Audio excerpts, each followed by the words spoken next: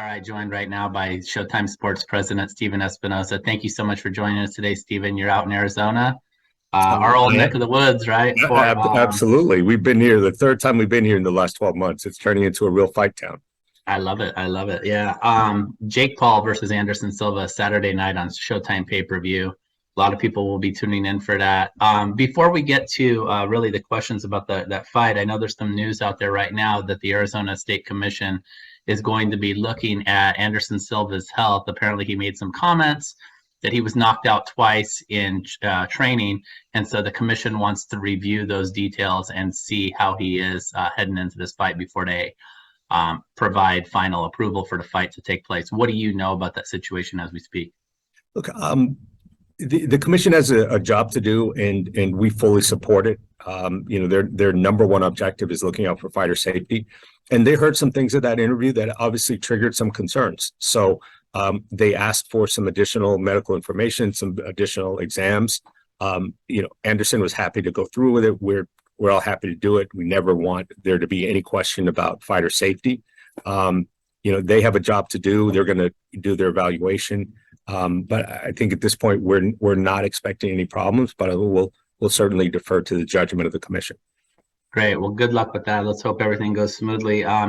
Jake Paul, here he is in position with this fight against the UFC legend Anderson Silva to post what really could stand as the number 3 most powerful pay-per-view of the year behind both of Canelo Alvarez's fights this year. Astounding. I know we've got a story on this issue actually coming later today in USA Today Sports that everyone can check out. But from your perspective, good or bad for the sport that Jake Paul is succeeding so much as a pay-per-view draw? Look, Lance, we've known each other a long time. I don't have quite as much time in the sport as you do, but I've got nearly 25 years. I can be as much of a boxing purist as anybody, and I can be as snobby as anybody. And I'll be completely honest. I was a skeptic of Jake Paul at first.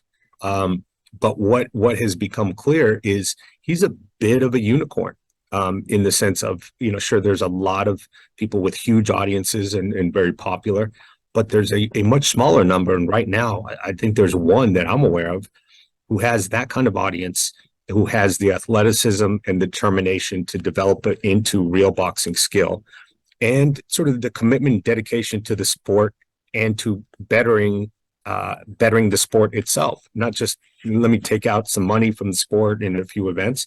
We've seen him support other fighters. We've sort of expand the audience. So look, I understand this isn't your dad's or your granddad's boxing. It's a different genre.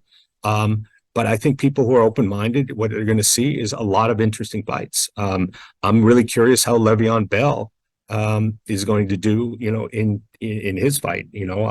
Dr. Mike, I've seen him on TV as a medical correspondent, and I have nothing but respect for, what he's doing in his day job.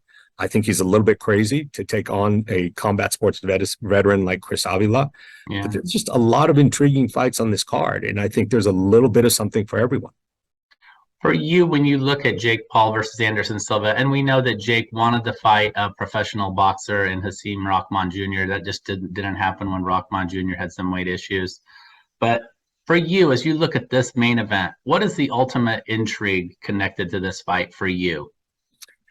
Look, it's really it's the old age versus experience. It's the youth and vitality versus skill and wiles, and the chance to see a legend. I mean, anybody who admires or respects combat sports, would never be disappointed to see someone like Anderson Silva perform in any way. And the reality is, he has discovered the fountain of youth somewhere. He certainly doesn't look like 47 years old. And I think as long as he is performing at this level, whether it's kickboxing or jiu-jitsu or boxing, I think it's a treat for any combat sports to see him perform. And the fact, there was an interesting dynamic at the press conference today when, it came out, and I think I mentioned it, and Logan piled on, that there were those in Jake's camp that said he was crazy, that were opposed to him taking this fight, that it was too soon, too quick. And then Anderson confessed that there were some around him who said he was crazy for taking this fight, because Jake is out there looking young and strong and beating some, quality MMA guys. So look, the best fight cards, you don't know what's going to happen. And you look at this entire card, I don't think there's a sure thing on the entire card. There's intrigue in every single fight. Right. Jake Paul, I believe, is about a minus 250 favorite. His odds are actually increasing in his favor as the days get closer to the fight. I'm shocked. I'm shocked, by the way. I mean, you followed it too. Jake started as a favorite. It turned the other way.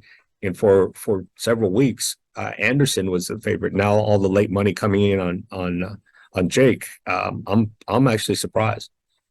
Yeah, it's very interesting, though. I think that Jake has been, him and his advisor, Nikisa Badarian, they have been very, very shrewd in their opponent selection. And look, let's just say that, again, they've really picked the right guy for this spot.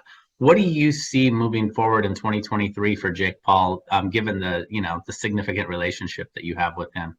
Well, look, he still has to cross off the list, of taking on an established professional boxer. He's tried, and through no fault of his own, and they didn't happen. I think that's a question mark. There's some other, big fights out there as well, like whether it's a Nate Diaz or someone like that, or, look, you can say pie in the sky, Tyson or Mayweather. There's some intriguing fights out there, but I know, what the hardcore boxing fans want to see him is they want to see him in a fight against an established professional boxer. And I know that's a question that Jake wants to answer as well. You've obviously broadcast fights with Nick Diaz before. Is there any word that Nate Diaz will be attending this fight Saturday night? I believe so. I believe so. Obviously, he's very close to Chris Avila, and I think he is expected to be in attendance. And we've got, good turnout from a range of boxers. I mean, from obviously a local guy, and David Benavidez is going to be there. We've got Andre Berto coming, and then a good range of MMA fighters from Benson Henderson to Henry Cejudo to Paulo Costa. They're coming out of the woodwork. There's going to be really good representation on both the boxing and the MMA side. I love it. Will you try to get a little conversation with Nate while he's in town? Will you? Absolutely. Absolutely. We can get him to focus for a few minutes. I'm sure he's going to, have his hands full supporting Chris. But look, it is, I think that fight would be worth it just for the promotion itself. Absolutely. I like that. That's just worth the price of admission just to see those two guys on the same stage. Yeah, absolutely. Let's hope that happens. That'd be tremendous for you, Stephen. Well, look, let's turn to the 2023 Showtime schedule real quick. If you've got a couple more minutes, I just wanted to ask you because there was a report out earlier this week. My good friend Chris Mannix at Sports Illustrated said that the financial structure, is very close to being finalized for a Ryan Garcia Tank Davis fight that would take place in January in Las Vegas, and that really the final obstacle would be the ability of Showtime and DAZN to figure out how this fight would be televised. A, is that a true report? And B, can you guys work out a deal to get this fight done in January? Well, I would phrase it a little bit differently. The way it's sometimes characterized is there's sort of a fighter deal and a network deal. It's really all rolled into one, and all the arrangements are sort of, part of one deal. So it's all done or it's not. And there are some items left both on the boxing, the fighter side, and in terms of the TV side.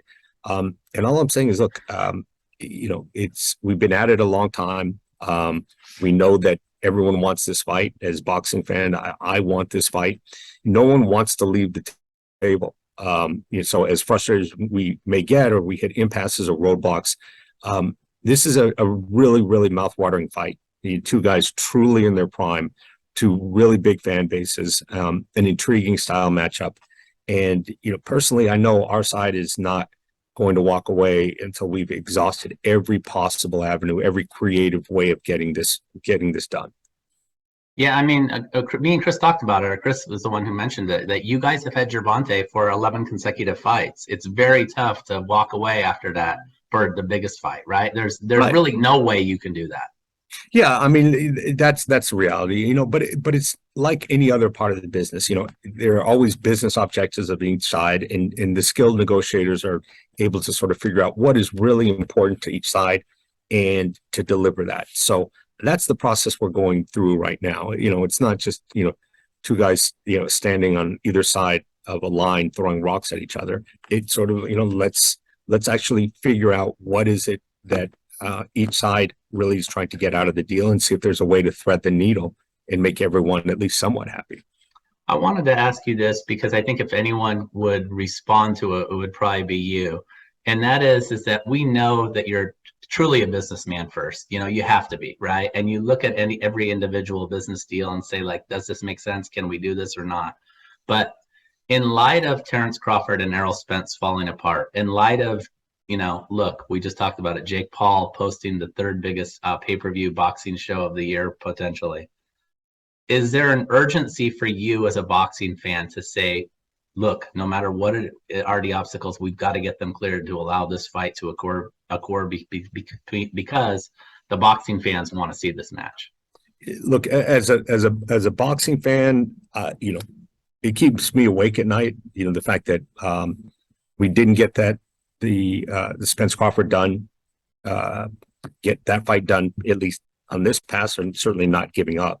But we didn't get it done. And so it adds a little bit to the pressure of getting this, because you really don't want to see two big fights fall apart back to back. But the reality, the pressure's been on. There are fighters who talk about, their legacies and doing fights for their legacy. Well, we like to think we have a legacy at Showtime of doing big fights. And our legacy includes having done the biggest fights in pay-per-view history. So we see this as a legacy as well. I mean, as much as, fighters feel disappointed, we also feel disappointed if we're not delivering the best that the sport has to offer. So again, having just come off that disappointment, and you look back and say, is there anything that we could have done differently? And I don't think there is. I think there was, something else going on in that deal.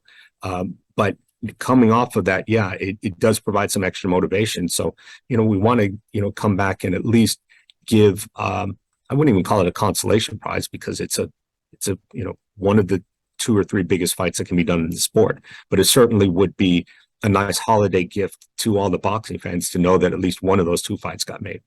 Yeah. Anything else you can tell us about the 2023 schedule? It seems as if PBC and Showtime are kind of like positioned to really have a strong year. We don't know really still, right, what's going to happen with Fox and PBC. So, I mean, are you going to get the mother load of big fights coming this year? If a couple things fall into place, you sort of read my mind, or you've been listening to my phone calls, because the reality, we know we have one really mouthwatering fight that no one's really been focusing on, but the fact that Jermell Charlo and Tim Tszyu, are going to be fighting in January, and that got announced a while ago, so no one's really focused on it. And there'll be other things in January, but I can't think of a better way to kick that off. And I think I like where we are as a network. I like where we're positioned in the sport. I think Jaron Ennis is going to have a big year. I think David Benavidez is going to have a massive year. I think Jermell will continue establishing his legacy. I think Jamal will do the same. And with a little luck, we'll see some combination of, Benavidez, Plant, Charlo, and Canelo. And, I think that would be top of the list for the first half of next year. And one other guy potentially is Errol Spence Jr. Last question, Stephen, but yep. There's a little back and forth between the sanctioning bodies. Mauricio Suleiman was on here yesterday saying that his fighter Keith Thurman is going to be their #1 guy, but the WBA's guy Stanionis appears to be the first in line for Spence. Do you have any preference? Do you know what's going to happen with Errol Spence's next fight now that it's not going to be Crawford? No, there've been a lot of discussions, but the reality is throughout this process, there's been such a single-minded focus on Spence Crawford, and you've heard some of the stuff that has come out since the deal fell apart.